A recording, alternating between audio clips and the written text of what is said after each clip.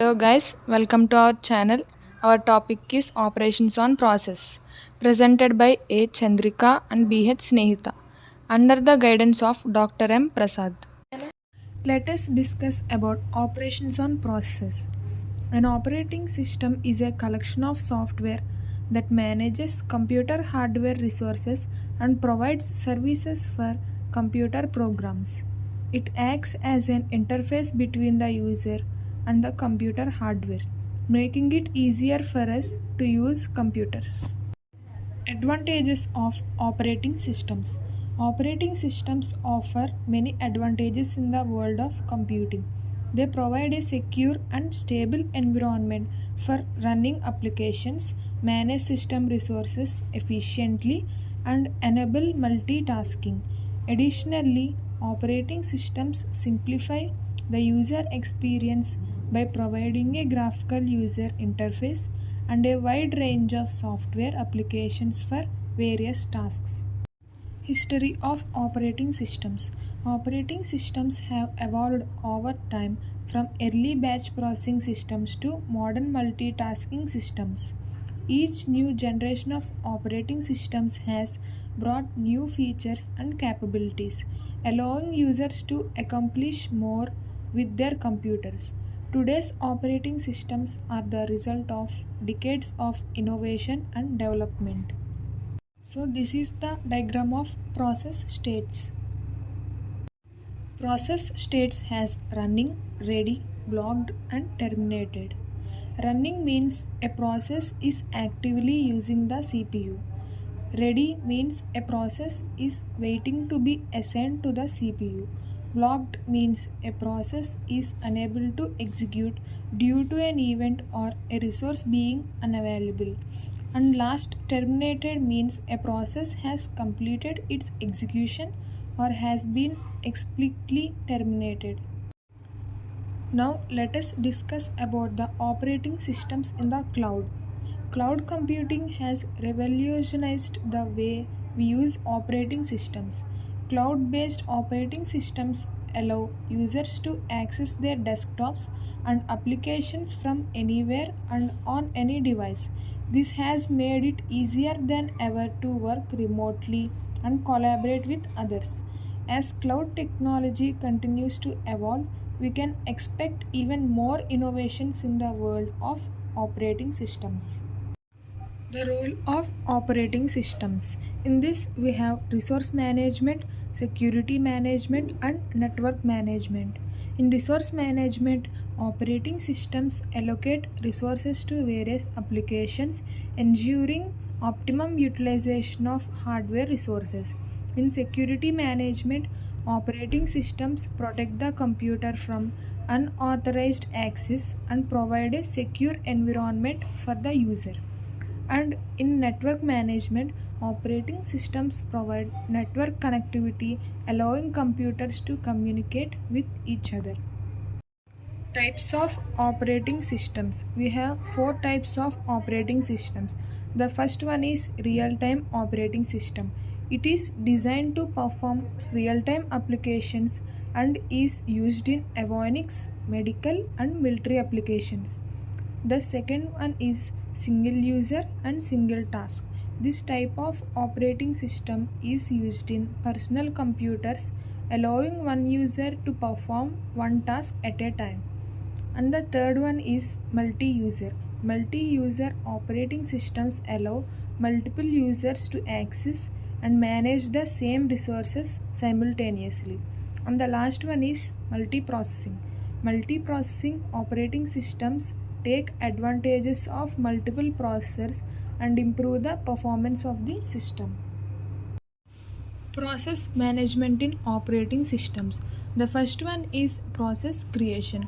The operating system creates a process by duplicating an existing process or by starting a new one from the scratch.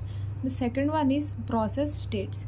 Process can exist in various states including new, running, waiting, ready, terminated and suspended.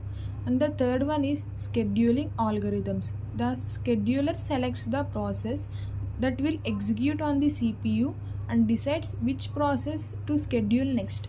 Examples include first come, first serve, FCFS, and round robin. Intercommunication and synchronization. There are three types: intercommunication process, synchronization, and mutual exclusion. The first one is intercommunication process. Operating systems allow processes to communicate with each other and share data. Synchronization. Operating systems assure that multiple processes running concurrently do not interface with each other and that data is consistent. And the third one is mutual exclusion. Operating systems prevent multiple processes from entering critical regions at the same time and avoid the race conditions. Examples of process scheduling algorithms. There are three examples. The first come, first serve, FCFS, process scheduling algorithm that executes process in the other they arrive in the ready queue. And the second one is shortest job first, process scheduling algorithm that executes the process with the shortest burst time first. And the third one is priority scheduling, process scheduling algorithm that assigns priority to a process based on factors such as amount of CPU time required and the importance of the process.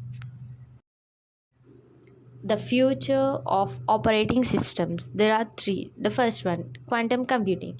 Quantum computing operating systems will need to take advantage of unique properties of quantum physics to deliver the full potential of this existing technology. The second one is machine learning.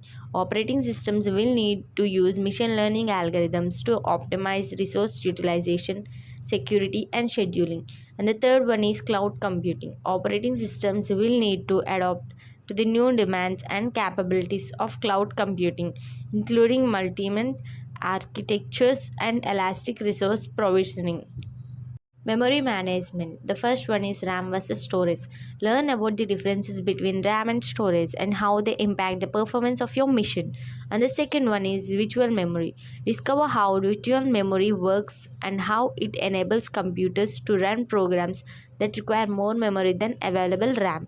And the third one is caching.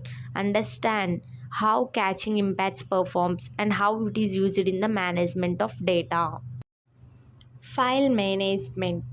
There are three types. First, organizing your files. Learn about how to keep your files organized and how to navigate the file system effectively.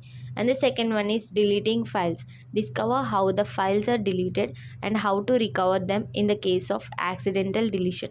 And the third one is file permissions and security. Understand how to set up a file permissions, protect your files, and ensure the security of your system. Device management. The first, device drivers.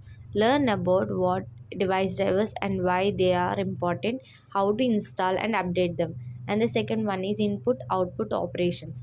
Discover how data flows between devices and the system and how to optimize data transfer and handle device errors. And the third one is interrupt handling. Understand how and why interrupts are used in the device management and how they can impact system performance. Device drivers. Device drivers are important for computer system to work properly. Without a device driver, a particular hardware fails to work accordingly, which means it fails in doing a particular action for which it has been created. Input output operations.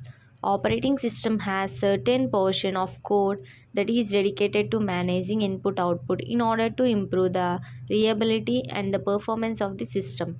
A computer system contains CPU and more than one device controller connected to the common bus channel, generally referred to as the device driver. Interrupt handling. Interrupt handlers are initiated by hardware interrupts, software interrupt instructions, or software exceptions, and are used to implementing device drivers or transitions between the protected modes of operations, such as system calls. The traditional form of interrupt handler is the hardware interrupt handler. Mutual exclusion techniques. First one, locks and keys. Learn about how locks and keys are used to control access to resources and how to prevent conflicts and race conditions. And the second one is semaphores and signals. Discover the concepts of semaphore and signal and how they are used to inter-process communication and synchronization. And the third one is mutex and sleep. Understand the importance of mutex and how to use sleep function to avoid unnecessary CPU usage. Deadlock prevention and recovery. What is a deadlock? What causes deadlock and how to detect when they occur? And the second one is preventing deadlock. Deadlock prevention and recovery. What is a deadlock? What causes deadlock and how to detect when they occur? And the second one is preventing deadlock. Discover common technique for preventing deadlocks like resource allocation, graph, and Banker's algorithm. And the third one is recovering from deadlock. Understand what to do when a deadlock occurs and how to gracefully abort affected processes.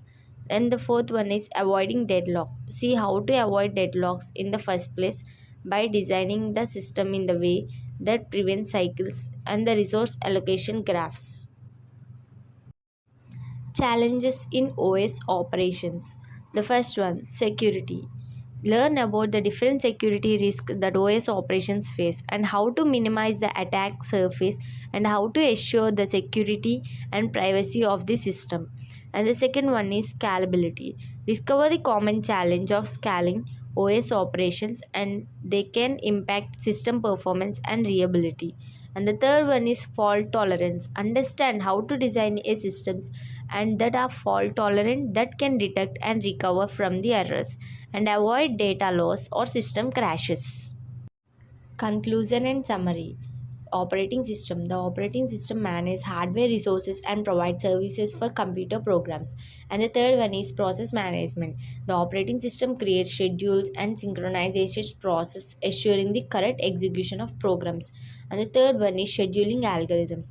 Operating systems use various scheduling algorithms to decide which process to run next, optimizing the use of hardware resources. Challenges in OS operations. The first one, security. Learn about the different security risks that OS operations face and how to minimize the attack surface and how to assure the security and privacy of the system.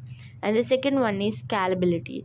Discover the common challenge of scaling OS operations and they can impact system performance and reliability. And the third one is fault tolerance. Understand how to design a systems and that are fault tolerant that can detect and recover from the errors and avoid data loss or system crashes. Conclusion and summary. Operating system. The operating system manages hardware resources and provides services for computer programs. And the third one is process management. The operating system creates schedules and synchronization process, assuring the correct execution of programs. And the third one is scheduling algorithms. Operating systems use various scheduling algorithms to decide which process to run next, optimizing the use of hardware resources.